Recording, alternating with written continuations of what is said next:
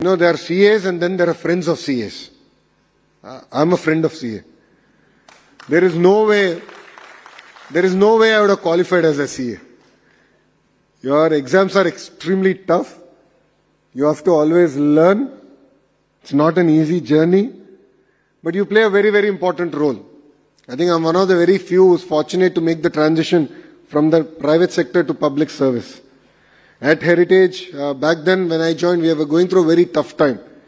We had retail, and of course we had the dairy business. And when we are finalizing the accounts, there's always going to be a tussle between management and the chartered accountants. It could be the internal auditors, it could be the statutory auditors. But in our company, it is always the internal auditors and statutory auditors who had the last say. Because the chairman of the board used to be D. Sitaramaya Garu. And Sitaramaya Garu is a well-renowned chartered accountant. And I have learnt a lot from Sitaramaya Garu. And today, if I can analyze balance sheets well, it is because of his guidance to me personally. Andhra Pradesh as a state is going to go through really exciting transformation. We aspire to be a $2.4 trillion economy by 2047. What we as a state want to achieve is decentralized development. If you look at Anantapur, we want it to be the automotive capital of India. North Anantapur and Kurnool will be the renewable energy capital for India. If you look at electronics manufacturing, we're bringing it to Kadapa and Chittoor district. Nellore already has a lot of diversified manufacturing, but all of here will be surprised to know that currently 50% of the air conditioners manufactured in India comes out of Nellore district. LG, I laid foundation to the LG plant. Daikin is going to come. They're expanding their commercial facility. With these two, close to 70% of commercial and industrial air conditioning will actually be manufactured here in the state of Andhra Pradesh. Yesterday I was in Bombay and I got to meet the top 5 business houses. And we're working with Reliance closely to make Prakasam district the CBG, compressed biogas capital of India. So that project is also moving exceptionally fast. Krishna and Guntur is where the capital city Amravati is, and that is going to be the quantum valley for South Asia. East-West Godavari districts are well known for aqua. We're going to continue to support them. And not only just look at basic processing, but look at tertiary processing happening here in Andhra Pradesh and exporting finished products, not only to US, but different parts of the world. Of course, North Andhra is going to go through amazing transformation. With Bogapur airport going to start in the next 1 year, you will see amazing transformation happening here in Vishakhapatnam, Vijayanagaram and Srikakulam districts. There are huge investments coming in the pharma sector, IT sector, medical devices, even in the ports. There are huge investments now coming about. So here I would request all the CAs to play a very important role in this transformative journey that Andhra Pradesh is going to take forward. And beyond the compliances, it's very important that ESG is here and all of us have to play a very important role. And to all the CAs here, I'm sure our professions will take us to different parts of the country and different parts of the world. Please be brand ambassadors of Andhra Pradesh. We are here to support you, support the companies that you want to bring here to invest in Andhra Pradesh. And as you see the entire leadership here, we are young, we are hungry. If there's one thing that's another transformation that's happening, it's also in the politics of Andhra Pradesh. If you look at it, out of the 164 MLAs that you elected for the NDA government, 50% are first-time MLAs. Out of the 25 ministers, including the Honorable Chief Minister, out of 25 ministers, 17 are first-time ministers. So what we bring is raw energy, hunger to serve our state. And we are here to do only one thing, make Andhra Pradesh number 1 across any sectors that we operate in.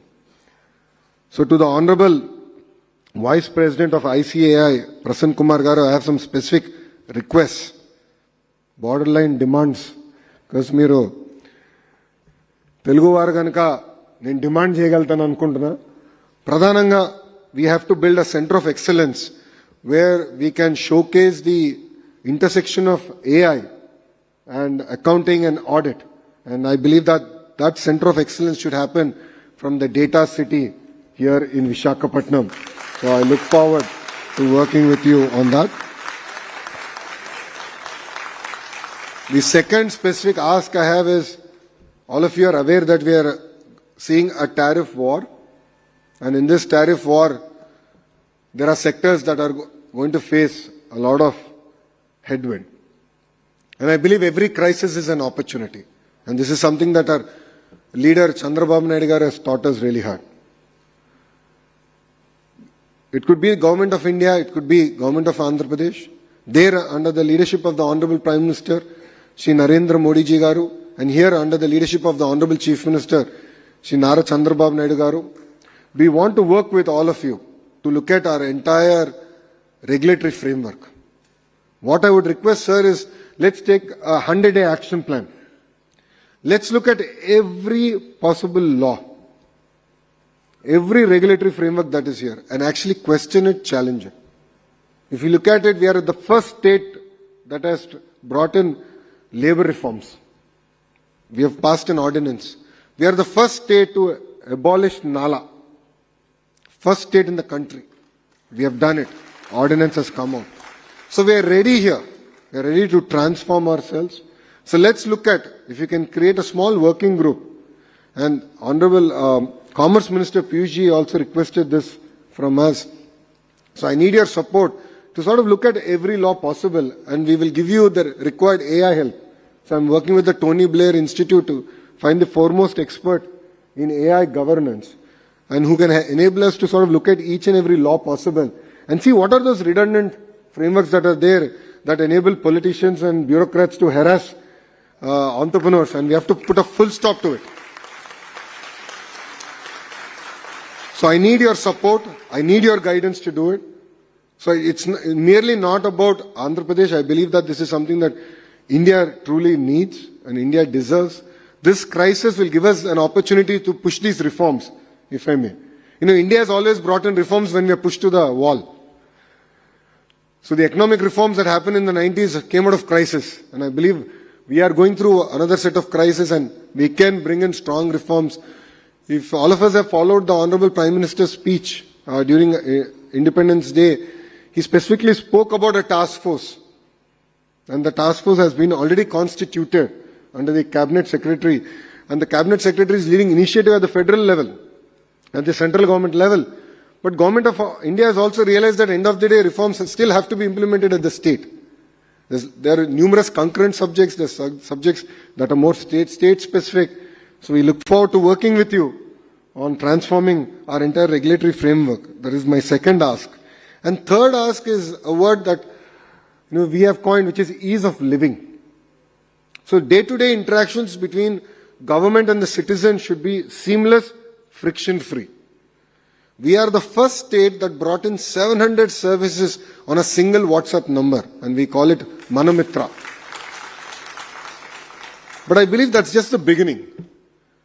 Since you interact with the entire ecosystem and you understand really where the pain points are with the state government, we would love you to constitute again a working group, if I may, and share with us saying, Lokesh, here are the 10 things, 20 things, 100 things that we need to change. And as real-time governance minister, I'm really excited to transform all that and truly deliver on the promise of ease of living. So under your leadership, I would request that all these three be delivered to the state of Andhra Pradesh. And definitely we are here to learn. We are here to learn from Punjab. We are here to learn from Gujarat. We are here to learn from even Bihar. There's nothing wrong. I have no qualms. I believe that every state has centers of excellence. Every state is trying to do something unique, something different. And I believe that we have to learn.